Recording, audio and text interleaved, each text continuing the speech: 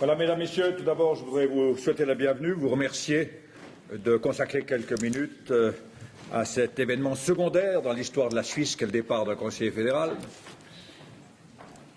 On vient de terminer au Conseil national un débat. Je dois dire que j'ai été très touché par l'accueil que m'a réservé le Conseil national. Et j'ai dit tout à l'heure que les politiciens ne doivent pas avoir honte de temps en temps de dire qu'au-delà des conflits normaux politiques, au-delà des divergences d'intérêts, au-delà des différences d'idées, il naît avec le temps un sentiment de respect et d'amitié entre gens qui faisons de la politique parce qu'on sait que faire de la politique, c'est risquer quelque chose et les gens qui font de la politique, dans ce pays tout au moins, le font parce qu'ils croient à leur pays et ils le font dans l'intérêt général, même si on peut occasionnellement penser que leurs recettes ne correspondent pas à l'intérêt général, ils le font sincèrement. Et je crois que c'est ce que j'ai ressenti tout à l'heure lorsque le Parlement m'a salué à l'entrée dans la salle.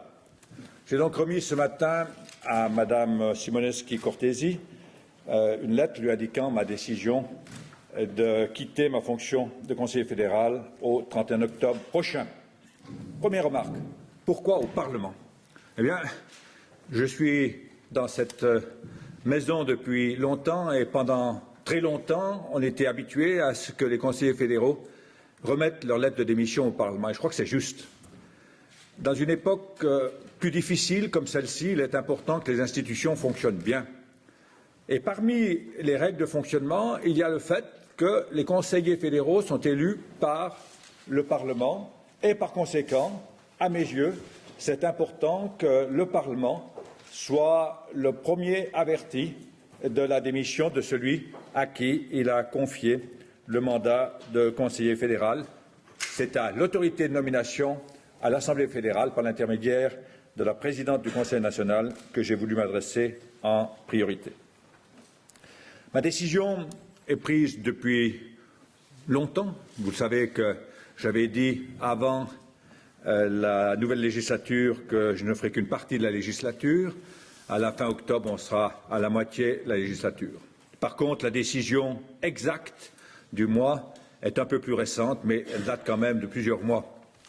Et je suis très reconnaissant à mes collaborateurs et à une trentaine de personnes qui, depuis plusieurs semaines, sont au courant de ma décision de n'avoir jamais commis d'indiscrétion, ce qui prouve dans ce pays que si on fait confiance aux gens, on peut compter sur leur confiance.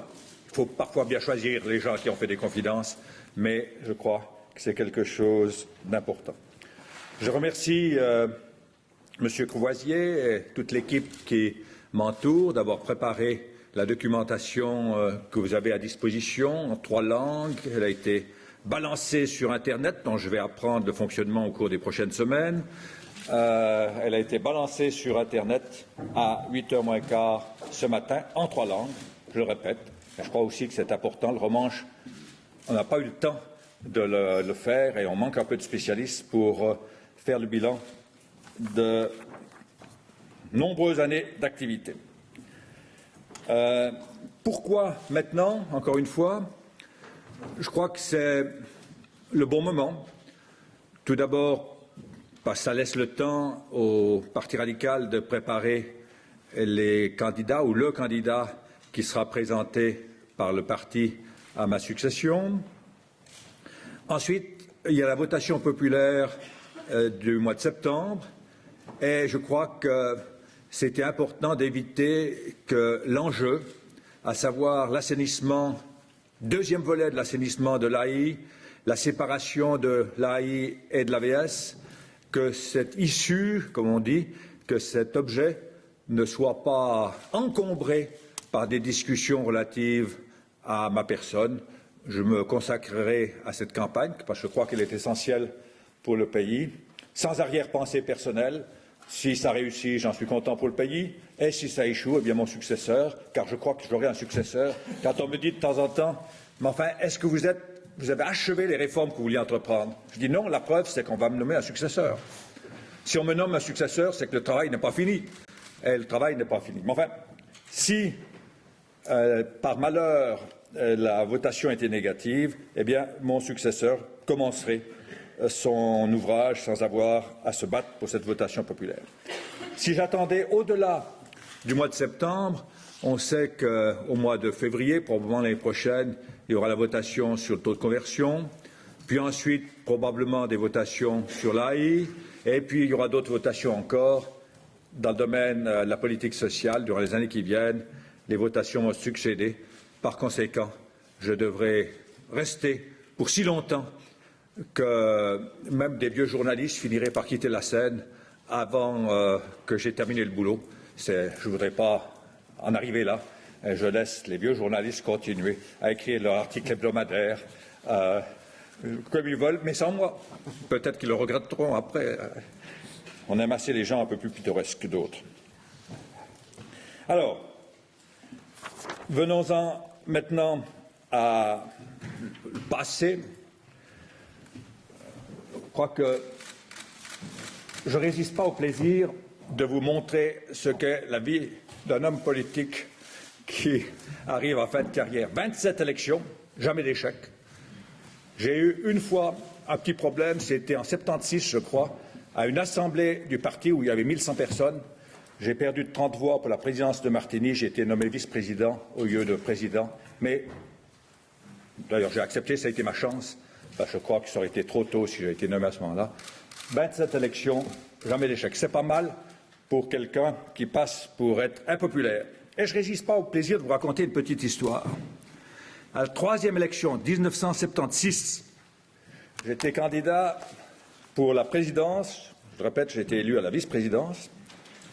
Et mon mentor de l'époque, le président Édouard Morand, qui est mort entre-temps, malheureusement, et qui était un ami, une sorte de figure paternelle pour moi, m'a écrit une lettre quelques jours avant l'Assemblée du parti où j'étais candidat, en me disant « Pascal, tu dois arrêter la politique, tu n'es pas fait pour la politique, tu as les qualités intellectuelles nécessaires, qualités de caractère, mais les gens ne t'aiment pas beaucoup, ne te considèrent pas comme très populaire. Alors arrête la politique, tu vas aller d'échec en échec. » Et je me souviens d'avoir été chez lui, lui dire « Écoute, non, je continue. » Il m'a dit « Eh bien, soit je te soutiens parce que je t'apprécie, mais ne viens pas pleurer quand tu auras perdu. » Et j'ai jamais pleuré, et pour cause, j'ai jamais perdu.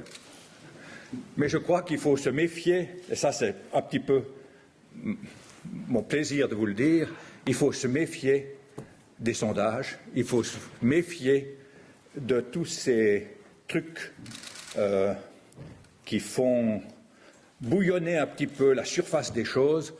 Il faut aller plus en profondeur, et je crois que le peuple suisse est capable d'aller plus en profondeur et de juger une politique sur des bases autres que simplement le bling-bling et tous les petits événements superficiels, le spumante, pour utiliser encore un autre terme.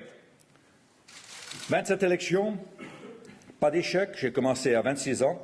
Je finis au-delà de 67 ans. C'est, je crois, un bilan qui est satisfaisant. C'est en tous les cas la vie que j'ai souhaitée. Je l'ai eue et je trouve ça très bien. J'espère encore vivre quelques années et voir si je peux vivre tout aussi agréablement sans avoir une rencontre mensuelle avec vous. On va voir, mais c'est la vie que j'ai souhaitée au service de mon pays, au service de ma ville, au service du pays. Et je suis très reconnaissant à tous ceux qui ont permis que j'ai cette vie intéressante et, je crois, utile et pleine. Et aussi aux journalistes. Nous n'avons pas toujours eu des rapports extrêmement affectueux, mais c'est très bien ainsi. Ce n'est pas nécessaire de s'aimer pour s'apprécier. Et je vous apprécie bien. Pas sûr que je vous aime tous, mais je vous apprécie bien. Voilà. Est-ce qu'il y a des questions? Parce que finalement, il faut regarder vers l'avenir et plus tellement vers le passé. Et l'avenir, c'est pour moi encore 3 ou 4 mois de combat. Oui, Monsieur Wüthrich. Oui, vous annoncez votre départ 4 mois et demi avant la date de votre départ effectif du gouvernement. C'est plutôt inhabituel. Pourquoi un délai aussi long? Parce que si je veux annoncer au Parlement, c'est d'ailleurs ce qui se passait dans le passé, on annonçait au Parlement toujours, à dernier jour de la session, pas avant, pour ne pas compliquer les choses, je voulais annoncer au Parlement. Alors, je ne veux pas lui annoncer juste au début de la session, de telle sorte qu'on dise qu'il n'y a pas de de temps pour préparer la chose. Donc ça, c'est la raison pour laquelle j'annonce le dernier jour de cette session, de telle sorte qu'il puisse organiser, avec tout le temps voulu, l'élection de mon successeur au mois de septembre. Maintenant, pourquoi pas le 10 octobre ou le 15 octobre?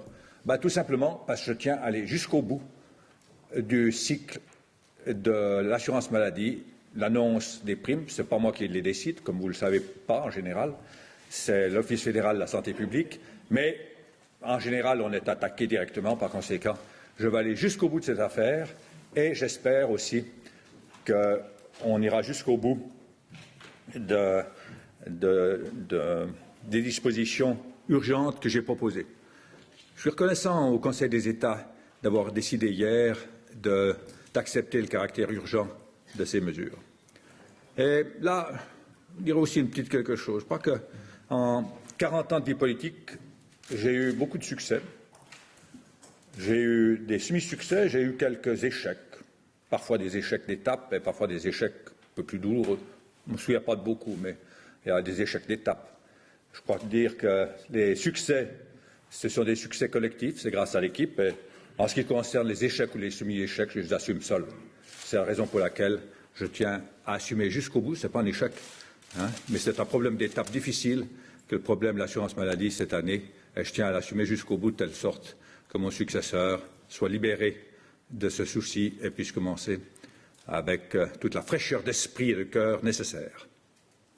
Oui.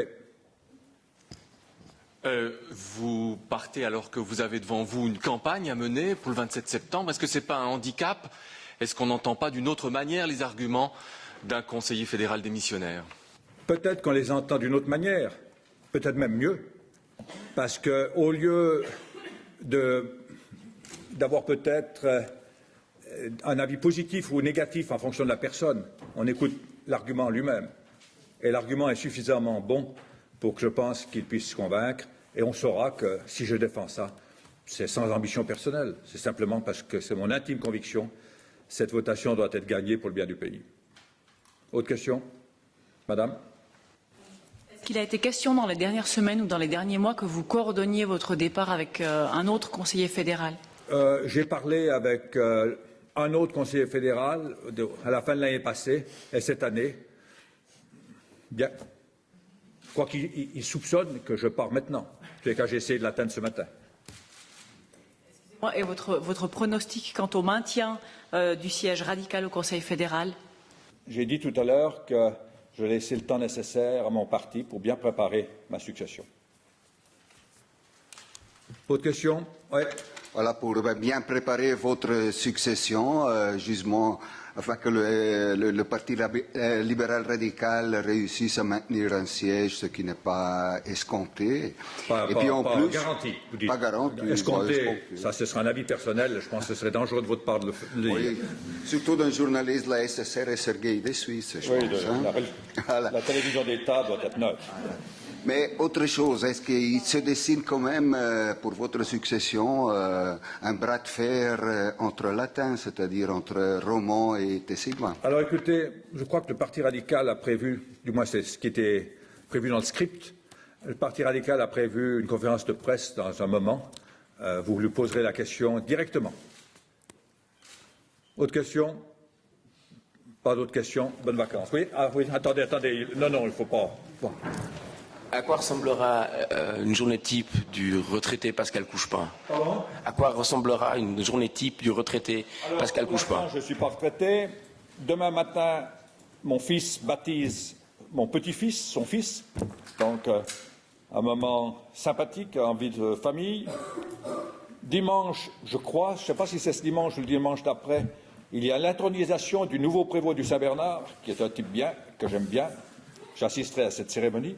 Et puis, entre-temps, je dois absolument faire les conserves de cerises. Elles sont mûres et je dois m'occuper de ça. C'est traditionnellement ma tâche. Maintenant, pour la suite, après, vous verrez.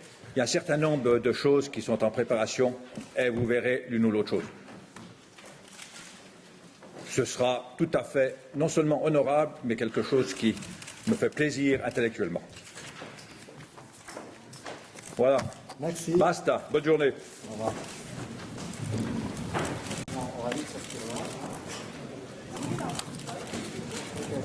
Désolé.